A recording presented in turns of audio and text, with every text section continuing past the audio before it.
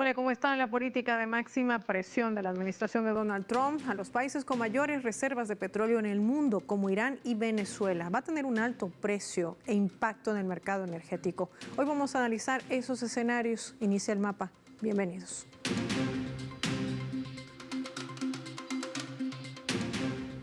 Por esta razón les proponemos desplegar nuestro mapa y revisar algunos datos claves para poder entender todo este panorama. Irán, amenaza del mercado petrolero. Vamos a desplegar nuestro habitual mapa mundi. Identificamos de color celeste a esta nación persa, a Irán. El gobierno iraní ha denunciado las sanciones que impone Estados Unidos y las que amenaza volver a imponer también contra ejecutivos, contra funcionarios y operadores de buques cisterna y compañías navieras vinculadas a la venta de petróleo iraní. Las nuevas sanciones anunciadas apuntan a altos funcionarios de la Compañía Nacional de Petróleos de Irán y de la Compañía de Terminales de Petróleo del país, además de la reducción de exportaciones de crudo, pasando de 1.6 millones de barriles diarios a cerca de 100.000 barriles de petróleo. Sí, ese es el objetivo que tiene Estados Unidos, para que Teherán vuelva a la misma cifra que exportaba cuando Donald Trump terminaba su primer mandato. A pesar de que Washington está produciendo 13.3 millones de barriles de petróleo al día, sus productores se enfrentarían a dos grandes problemas claves para sustituir el petróleo iraní, principalmente por el precio del crudo y la falta de petróleo. El país del norte apenas alcanza los 40.000 millones de barriles, comparados con los cientos de miles de millones que produce Irán, Arabia Saudita y Venezuela. Otra alternativa sería sustituir petróleo iraní por ruso. Sin embargo, Rusia produce 1.3 millones de barriles, pero Moscú tiene acuerdo con la OPEP Plus, un tema fundamental también que hoy vamos a analizar. ¿Qué implica todo esto? También lo vemos en nuestro mapa. Ahí lo tienen graficado, el estrecho de Hormuz, situado entre el Golfo Pérsico y el Golfo de Omán. Este es un paso marítimo crucial que separa Irán al norte y los Emiratos Árabes Unidos y Omán al sur. Esta localización no solamente lo convierte en un punto clave para la logística internacional, sino también en un enclave vital para el transporte marítimo, especialmente en el tráfico de petróleo crudo y gas natural licuado. Se estima que una quinta parte del petróleo del mundo atraviesa por este canal. El flujo del crudo alcanzó un promedio de 21 millones de barriles diarios y representa cerca del 21% del consumo mundial, y es la única entrada al Golfo Pérsico, a diferencia del Canal de Suez, que puede ser rodeado por sus rutas alternativas. Un bloqueo de este paso tendría como consecuencia no solo el aislamiento marítimo de algunas naciones, sino que afectaría directamente los precios del petróleo y un impacto significativo en los costos de sus productos derivados para los consumidores a nivel mundial. Solamente 2 países están en el Golfo que cuentan con infraestructuras para esquivar Hormuz. En caso de una crisis, Arabia Saudita, que opera el oleoducto East-West con capacidad de 5 millones de barriles diarios, y Emiratos Árabes Unidos, que conectan sus campos petroleros con la terminal de Fujairah a través de este oleoducto de 1.5 millones de barriles diarios. ¿Qué representa todo este movimiento? Hoy lo vamos a analizar con nuestros invitados.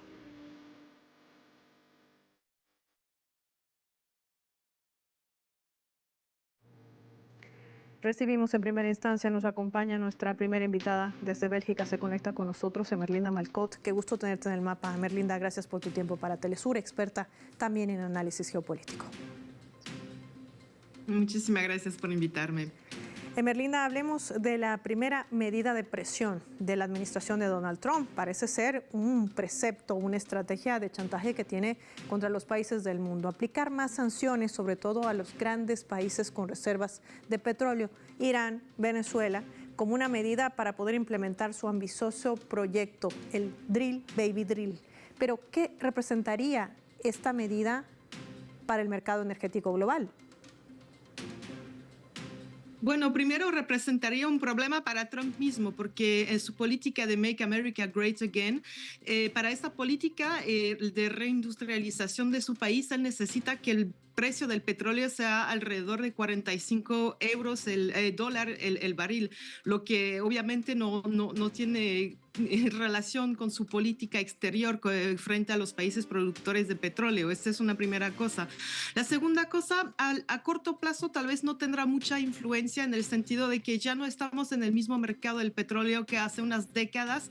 Ahora ya se ha diversificado mucho y también las fuentes de energía, pero si dura la crisis petrolera, ahí sí hará un incremento masivo del precio del petróleo. Y un problema que está al lado y que fue bien explicado en la introducción es que no solamente se trata del petróleo, pero también se trata de las rutas del petróleo, es decir, el estrecho de Hormuz en este caso, porque Irán tiene grandes reservas, pero no puede producir mucho por razón de las sanciones.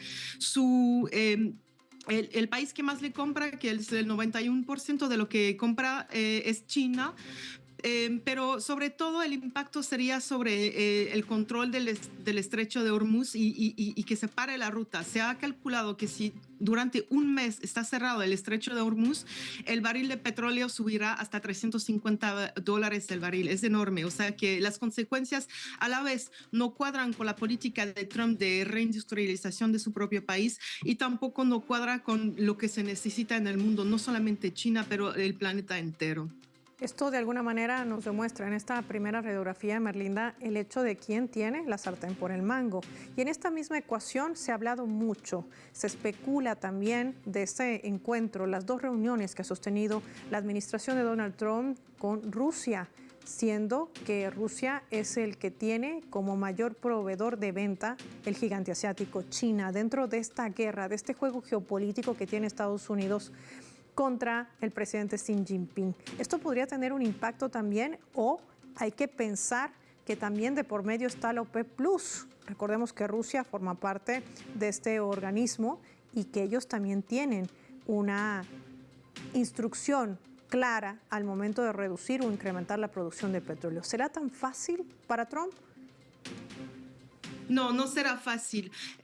El hecho que está discutiendo con Rusia es porque se han cortado las relaciones diplomáticas con Irán, en el sentido de que Irán dice, nosotros no queremos negociar con Estados Unidos porque ya tienen experiencia de la negociación con ellos y saben que Estados Unidos nunca respeta lo que se ha negociado y lo que se ha firmado. Entonces, Rusia está aquí como intermediario. Esa es una primera cosa. Una segunda cosa es que hay intereses por parte tanto de Rusia como de China que la guerra no estalle en Asia del Oeste, y también es el interés de los países de Asia del Oeste, obviamente. Entonces, Trump no tiene otra en este tema que poner Rusia como intermediario en esta situación. Pero el hecho es que hay el OPEC Plus, pero también hay muchas otras relaciones o bilaterales entre Irán, Rusia, Irán y China, Irán e India, etcétera. Y también existen muchos organismos internacionales a los cuales participa Irán, como la Unión Euroasiática Económica, por ejemplo, que ya están negociando un acuerdo de libre comercio. Y hay también la participación en la Organización de Cooperación de Shanghái, hay los BRICS, etcétera. Entonces, Trump ya no tiene toda la potencia que tenía como antes para imponer una política del petróleo como él quiso hacerlo y lo hizo frente a Irán en su primer mandato, porque existe todo ese mundo multipolar y sus instituciones que se están construyendo, pero todavía tiene esta capacidad de presión en su negociación muy agresiva que lo caracteriza, pero por el momento, si vemos lo que se ha aplicado de este proyecto de presión maximal, no es tan fuerte. Se han atacado, se han puesto sanciones a algunos buques, también a algunas personas, pero todavía no está puesta totalmente al nivel más alto.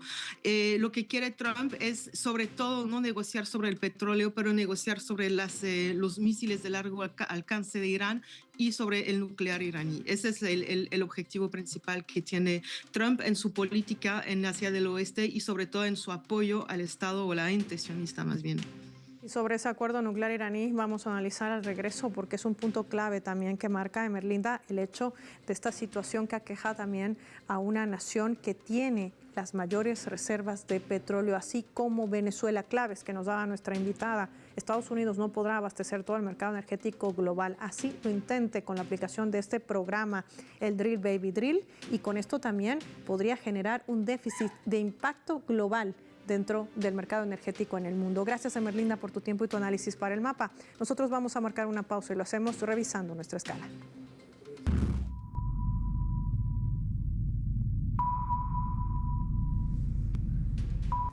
Esta vez a través del portal web de Hispan TV, que está titulando de la siguiente manera, lo vamos a colocar en la pantalla del mapa. Irán, elegido vicepresidente en la OPEC, pese a la oposición de Estados Unidos. Irán ha sido elegido vicepresidente del Consejo Ejecutivo de la Organización para la Prohibición de las Armas Químicas, por sus siglas la OPEC, pese a la negativa de Estados Unidos. La elección tuvo lugar en el marco de la 108 sesión anual del Organismo Intergubernamental de la Haya en Países Bajos, encargado de supervisar la eliminación global y verificable de las armas químicas. Con este nombramiento, la República Islámica de Irán asume un rol clave en la supervisión y aplicación de la Convención sobre Armas Químicas, un tratado internacional, recordemos, que busca erradicar el uso y producción de este tipo de armamento. Estados Unidos había ejercido presión sobre los miembros del Consejo para evitar la elección de Irán, pero su candidatura logró imponerse en la votación antes de que el representante estadounidense expresara su rechazo. Todos los países asiáticos habían respaldado esta candidatura de Irán y apoyado su designación como representante del Grupo de Asia. La elección se llevó a cabo por consenso, sin objeciones ni condiciones, reflejando la unanimidad dentro del bloque regional. Una nueva victoria diplomática para Irán. Ya volvemos.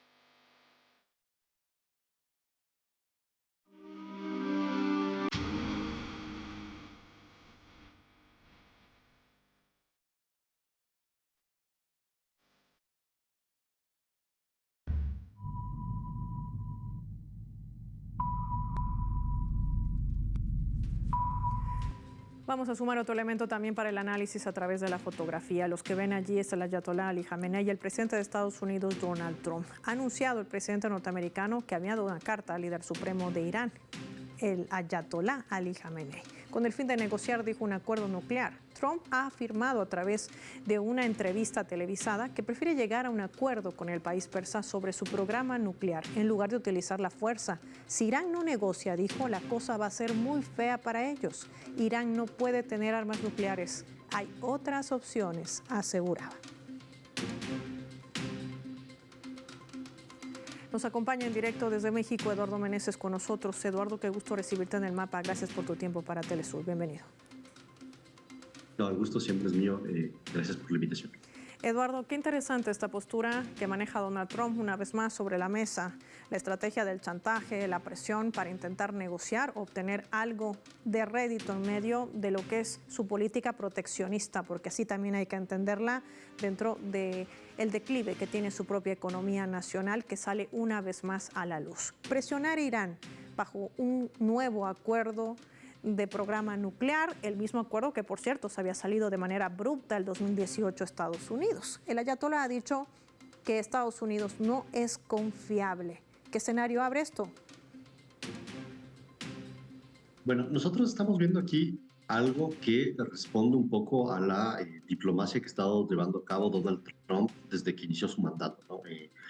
Hace pocos días lo vimos ya con este tema de los aranceles, con México, con Canadá, en el cual había sido muy fuerte, había amenazado con una gran serie de aranceles y al final y al cabo parece estar yendo y viniendo, poniéndolos en pausa, queriendo volver a activarlos como mecanismos de presión, ¿no? Lo que él quiere es negociar ciertos puntos esenciales en una economía que está cada vez más en dificultades, la economía estadounidense, y si lo vemos un poco más allá del efecto de los anuncios, más allá del efecto de la comunicación, da la impresión que finalmente Donald Trump está generando una dinámica que en realidad va a ser contraproducente, porque en medio de estas tensiones, y como lo dicen muy bien el líder iraní, se crea una inestabilidad frente a la cual los países van a estar buscando otras alternativas. Y esas otras alternativas en este contexto va a ser China.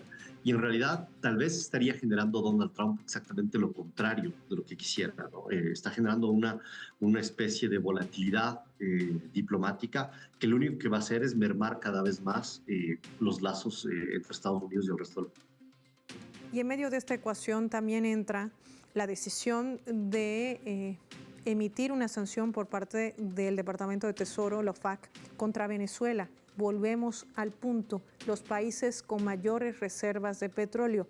Te quiero compartir por ello nuestra leyenda para analizar también este otro escenario.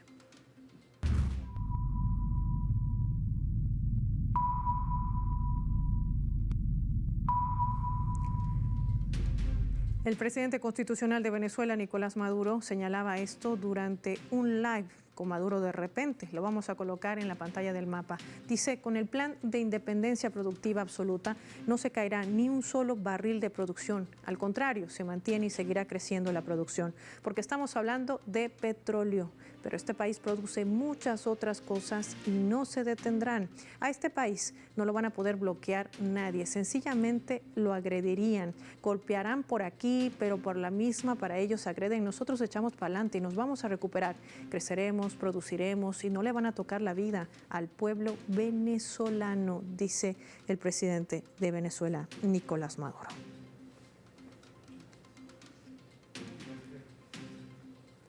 Eduardo, los países con más producción de petróleo se blindan de estas sanciones unilaterales. Saben cómo salir al paso de estas medidas coercitivas y del impacto que eso ha generado, por supuesto, contra Venezuela y contra Irán. Hay un plan nacional que implementa Venezuela para revertir estas medidas coercitivas unilaterales que además, recordemos, están golpeando a las propias empresas estadounidenses como la Chevron. ¿Qué decir de ello?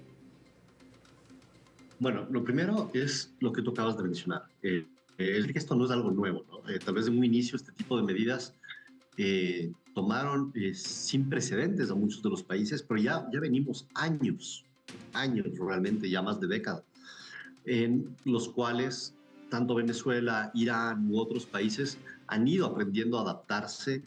Desafortunadamente esto no debería ser así y en realidad van totalmente en contra del derecho internacional, porque no son medidas democráticas adoptadas por la comunidad internacional, son unilaterales, son abusivas, violan un montón de derechos humanos, pero los países han ido adaptándose. Y es justamente a lo que yo me refería hace un momento cuando yo decía esto, ¿no? Mediante el uso de la fuerza, Estados Unidos quiere imponer cierto tipo de negociaciones.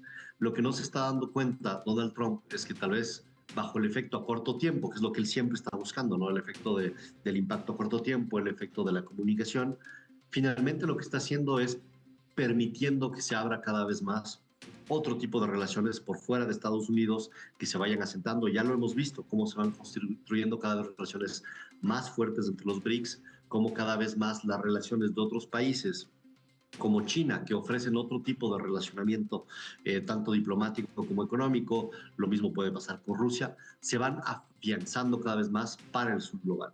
Entonces, obviamente, por un lado, este tipo de medidas ya no son tan eficaces como eran en un inicio.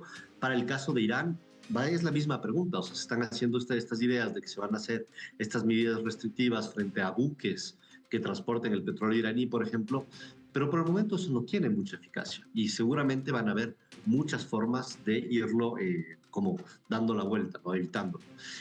Lo mismo ha pasado ya con Venezuela desde hace muchos años y yo creo que finalmente el efecto a corto plazo que busca Trump a largo plazo le va a ser en realidad contraproducente.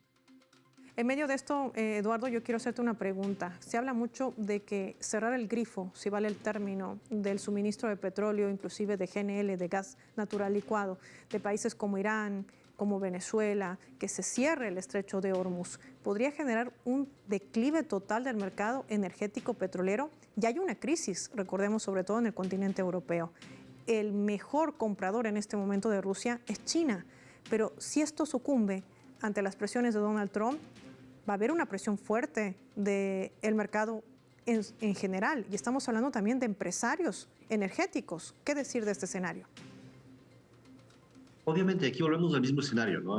Trump está buscando algo a corto plazo, pero a largo plazo no es sostenible, no es para nada sostenible. Es más, nosotros vemos que Trump está tomando estas iniciativas, pero si vemos la cumbre que se dio de presidentes en la Unión Europea hace poco tiempo, la Unión Europea se está enfrascando en el mismo tipo de estrategias, al querer seguir postulando a Rusia como un enemigo que los amenaza, sin darse cuenta que realmente no es sostenible para los propios pueblos europeos cerrar una relación con su principal socio energético, al mismo tiempo que Estados Unidos está generando esta dinámica de corte del suministro global, tanto de gas como de petróleo.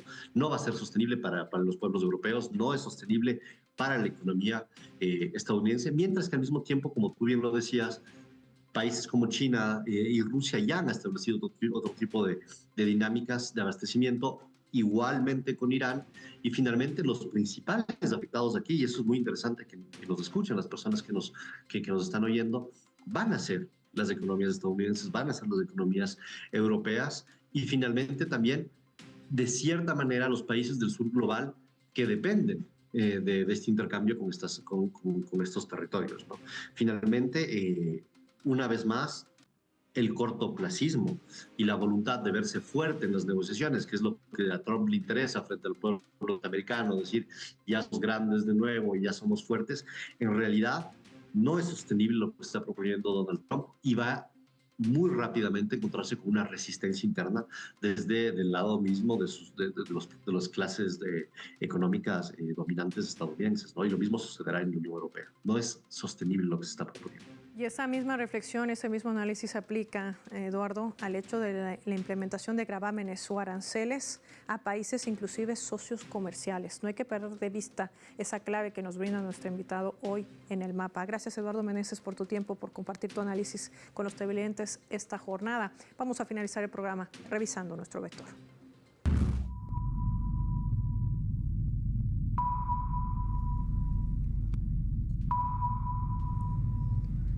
Nuestro radar en el mapa hoy nos refleja las tres claves sobre este tema. 1. Sanciones. Estados Unidos quiere avanzar con sus sanciones contra los países con mayores reservas de petróleo del mundo. Hablamos de Irán y Venezuela. Pero esto derivará en un problema importante para el mercado global energético. Las compañías petroleras estadounidenses tienen poca capacidad para aumentar su propia producción en un corto plazo. Así Trump aplique a toda máquina su famoso drill baby drill.